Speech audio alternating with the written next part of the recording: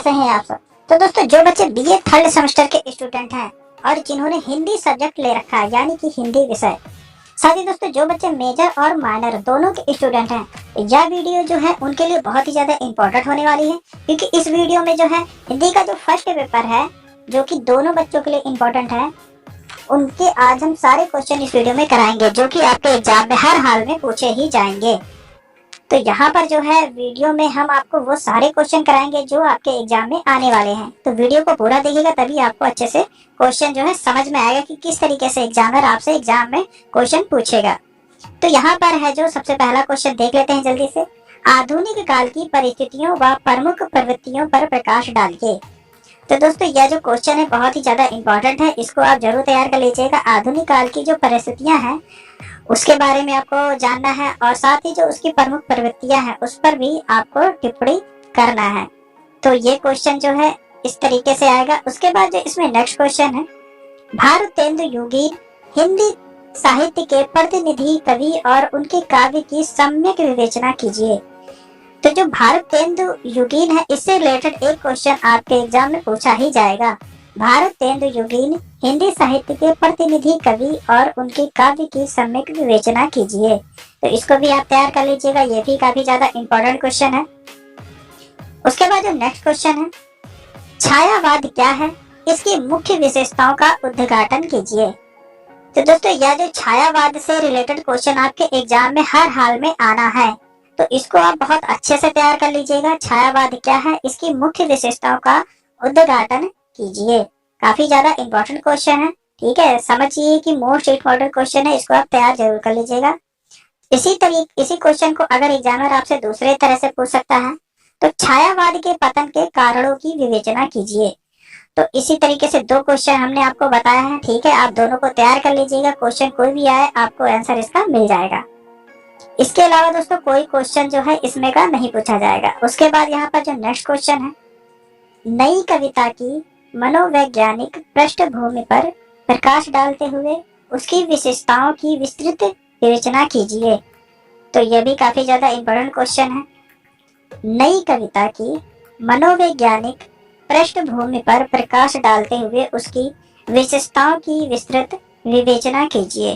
तो यहाँ पर जो है इसी को अगर एग्जामिनर दूसरे तरीके से पूछेगा तो नई कविता के प्रतिनिधि कवि और उनके काव्य की सम्यक विवेचना कीजिए।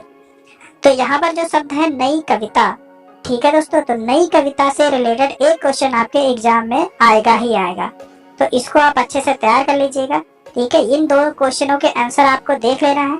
फिर इसके अलावा अगर कोई भी क्वेश्चन एग्जामिनर घुमाकर क्वेश्चन करता है तो आपको उसका आंसर सेम ही मिल जाएगा, ठीक है।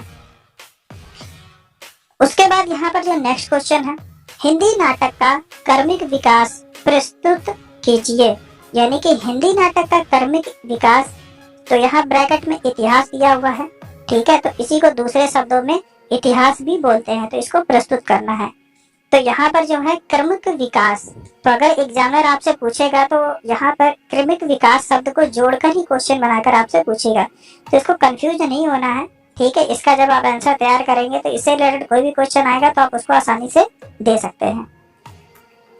उसके बाद यहाँ पर जो नेक्स्ट क्वेश्चन है, भारतेंदु काल के निबंध की प्रमुख विशेषताएं बतलाइए तथा भारतेंदु काल की पृष्ठभूमि पर भी विचार कीजिए। तो भारतेंदु काल से जो रिलेटेड क्वेश्चन जो बनते हैं उनमें से अगर आप इसको तैयार कर लेते हैं तो आपको एग्जाम में जो भी क्वेश्चन आएगा उसका आंसर आप आसानी से दे सकते हैं। भारतेंदु काल के निबंध की प्रमुख विशेषताएं बतलाइए तथा भारतेंदु काल की पृष्ठभूमि पर विचार कीजिए। तो इम्पोर्टेंट क्वेश्चन है, आप इसको देख लीजिएगा। उसके बाद इसमें नेक्स्ट क्वेश्चन है, द्विवेदी काल के निबंधों की प्रमुख विशेषताएं बताइए। तो द्विवेदी काल भी इम्पोर्टेंट है, इसको भी आप पढ़ लीजिएगा कि द्विवेदी काल के निबंधों की प्रमुख विशेषताएं जो भी है उनको आपको तैयार करना है।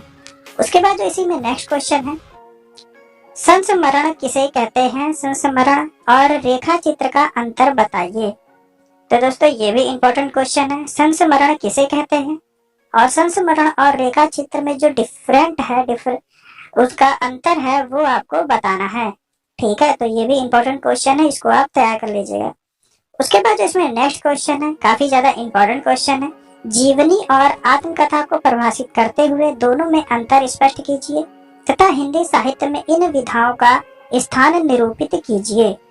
ठीक है, जीवनी और आत्मकथा को परिभाषित करते हुए दोनों में अंतर स्पष्ट कीजिए तथा हिंदी साहित्य में इन विधाओं का स्थान निरूपित कीजिए। तो ये बहुत ही ज्यादा मोस्ट इम्पोर्टेंट क्वेश्चन है, इसको आप जरूर पढ़ लीजिएगा। इसी को अगर एग्जामिनर दूसरे शब्दों में पूछ सकता है। ठीक है, तो यहाँ पर जो है हिंदी आलोचना के कर्मिक विकास पर विस्तृत लेख लिखिए।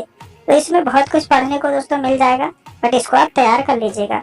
ये जो क्वेश्चन है दोनों के आंसर अलग अलग रहेंगे। जीवन और आत्मकथा को प्रदर्शित करते हुए दोनों में अंतर स्पष्ट करना, और जो हिंदी आलोचना के कर्मिक विकास पर विस्तृत लेख लिखिए, ये जैसा कि हमने पहले इसमें बताया था, हिंदी नाटक का कर्मिक विकास और ये हिंदी आलोचना का कर्मिक विकास। तो दोनों में थोड़ा सा ही डिफरेंस रहेगा, जब आप इसको पढ़ेंगे तो अच्छे से समझ जाएंगे। तो इस तरीके से ये जितने भी क्वेश्चन हैं 8 से 9 क्वेश्चन हमने आपको बताया है किस तरीके से एग्जाम में आपसे एग्जामिनर पूछ सकता है, वो भी बताया है। इससे रिलेटेड अगर आप कोई भी क्वेश्चन आता है आपके एग्जाम में, तो आपका आसानी से आप उसका आंसर दे सकते हैं। ठीक है, तो जो आपका सिलेबस होगा, हो सकता है कि उसमें गद्यांश पदांश भी बहुत सारा कुछ दिया होगा। तो इतने क्वेश्चन अगर आप तैयार करते हैं तो दोस्तों आपके एग्जाम में 10 क्वेश्चन आएंगे। उसमें से जो भी कविता, जैसे मान ली आपको उसका गद्यांश पदांश करने को पूछता है एग्जामिनर, तो वो 4 से 5 आपसे पूछ लेगा। बट उसके साथ में दोस्तों क्वेश्चन भी आपसे पूछा जाएगा जो कि इस तरीके से थ्योरी बेस पे होगा। ठीक है, तो अगर आप इतने ही क्वेश्चन तैयार करके जाते हैं तो वो सब आपको पढ़ने की जरूरत नहीं है। ठीक है, इसमें 8 से 9 क्वेश्चन हमने बताए हैं, आपके 6 से 7 क्वेश्चन आसानी से आपके एग्जाम में देखने को मिल जाएगा। तो सिर्फ इतना ही अगर आप तैयार करके जाते हैं तो आपको पूरा पेपर जो है सॉल्व हो जाएगा और आपको कुछ भी एक्स्ट्रा पढ़ने की जरूरत नहीं है। तो आई होप ये जानकारी आपको अच्छी लगी हो। कोई भी कंफ्यूजन तो कमेंट करके पूछ सकते हैं, और इसी तरीके से क्वेश्चन इंपॉर्टेंट जानने के लिए चैनल को सब्सक्राइब जरूर कर लें। ठीक है दोस्तों, थैंक यू।